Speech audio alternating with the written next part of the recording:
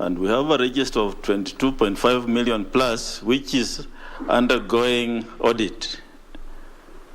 And the audit report will be made public on or before the register is gazetted on the 9th of June this month. As a commission, we shall account for each and every Kenyan who is registered or who has registered to vote. And no data has been lost and no data will be lost. So those spreading rumors that register data has been lost, please be informed that all the data is intact. There's been no breach or any form of interference with the systems which we have that maintain the register.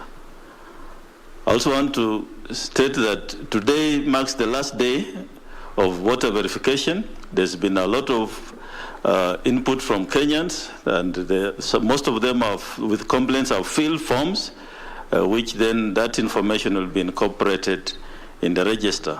So between today, once we close voter verification, and 9th, all the information from the voters, plus the recommendations of the auditors, the KPMG, will be incorporated in the final register.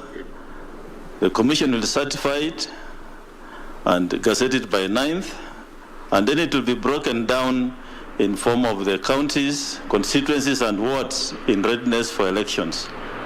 And the broken down register will be available to our stakeholders, candidates, political parties, and it will also be available on our website. So all the talks about the register should await the gazettement of the register, publication of the register, as well as then sharing with the stakeholders. So the Commission assures Kenyans that their data is intact and that the ongoing processes are just to ensure that we have a clean register in readiness for elections. So let's not talk about 1 million names missing. There's no such thing. It's not there. The 1 million names we are talking about are for those who applied for transfers. And we are undergoing the process of ensuring that the proper transfers are effected. Yes, there are cases where polling centers were degazetted because of the request by the owners of those institutions, and new polling centers were created, and that then would amount to movement of the voters from that polling station to the center to the next center. But those are then aspects that will be made very clear to Kenyans. And lastly, on the register, I want to say that yes, we are stopping voter verification today, but the aspects of SMS and online portal will continue. So until election time. So Kenyans can still check their SMS, through SMS and online, you check their registration status. And lastly, on that issue, 7 days before election, every polling station shall have a printout of the register for that polling station. So with all these processes, it's a transparent process. Anybody will be able to check where they are voting. And let's stop this speculation about the register. Another issue which has been occupying media space, and we have also seen it, we received the report from EACC yesterday evening. I've just seen it, the official one, today. The commission will retreat in the course of the day after these proceedings and look at the report. But as you all know, the clearance of candidates is ongoing. We shall, of course, look at the report. It's the commission that wrote to EACC and forwarded the names of the candidates. And the information from EACC is information that we asked. So we shall look at it and then make a statement maybe in the course of tomorrow on the way forward. But I just want to say that clearance of candidate is ongoing. It is being done in accordance with the law. And for us as a commission, we shall follow the law to the letter. Maybe just to add that as far as clearance is concerned, remember all these candidates, when they go for clearance, they must have a self-declaration form before they are cleared. And all of them have a self-declaration form stamped by EACC, and copies left at the EACC, and copies brought to the returning officers. So it's not like we just clear them. And those are some of the things that we consider when we are clearing candidates. But we shall issue our statement on this matter tomorrow once the Commission looks at the report, and then we pick it up from there. Thank you very much. Yes. The issue of the Justice Juma, I saw the EACC report, although I have not read through it, but it's item number 1 in the EACC report saying that his ID, the ID is using, belongs to somebody else. I looked at roughly at the report, and yes, we cleared him last time. Just as Juma, the data is captured by EACC is actually not the full data of his ID. Just as Juma's ID has no problem, it is EACC that captured, I believe, the wrong data. And we, as a commission, we have no problem just as Juma's identity card. That's why our rejection for his candidature was not based on the information from EACC. It is based on the fact that he had insufficient supporters' signatures. And that's why we are saying we shall look at that report in detail of the EACC, and yes, we shall pick out some areas which then cause disqualification in the law, but where it doesn't affect candidates' qualification or disqualifications, then we shall treat it as such. Thank you. Bwana Chair, jina langu ni Mike kutoka TV 47. Niruhusu niseme kwa lugha ya taifa.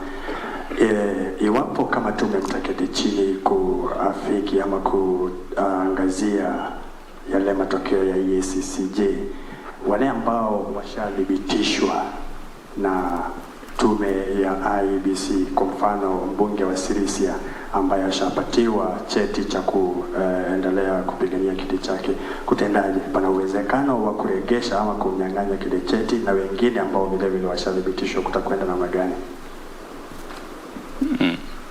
You want me to speak in Swahili or English? Okay.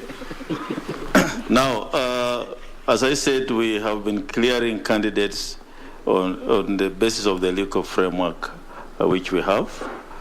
And we mentioned last time that under Article 75 of the Constitution, those who have been impeached stay impeached, and we shall treat them as such.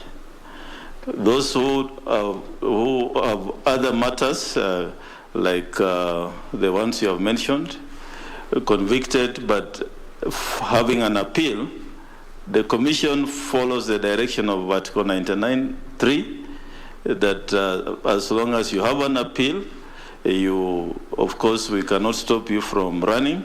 And I think that's why the returning officer in Sirisia cleared the gentleman you have talked about. But I'm also alive to the fact that there is a court case. The Honorable Chief Justice has constituted a 3-judge bench to hear a case relating to integrity.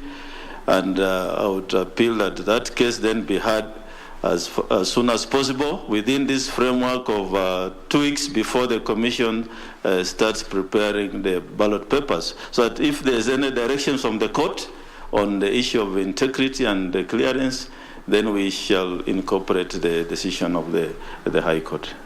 But as far as we are concerned, we shall follow the law as it is, and we have no reason to depart from it. Thank you. Madam Chairman, just a follow-up on the questions I asked earlier. You didn't answer the question on cases of people missing their names altogether in the register when they did not initiate any transfer.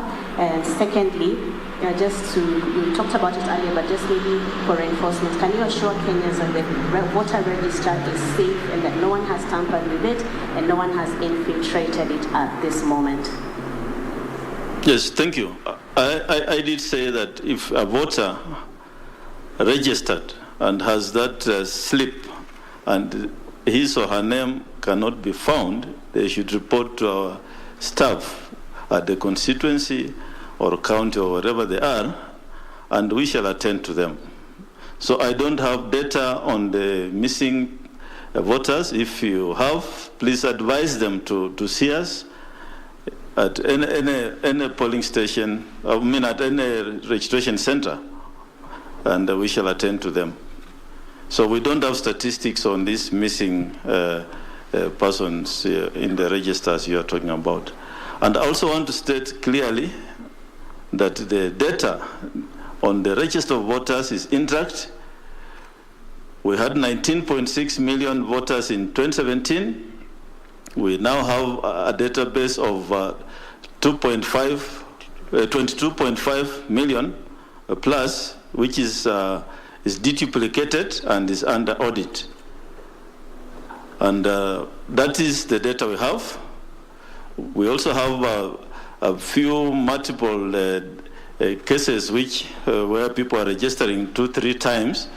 I think about 166,000, which by the end of today, it will have been sorted out. And at the end of the day, we shall then have a final register on or before 9th.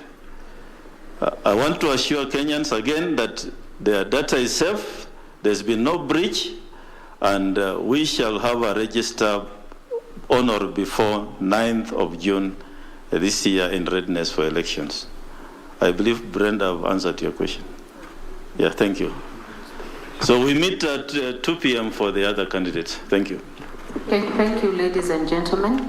And as the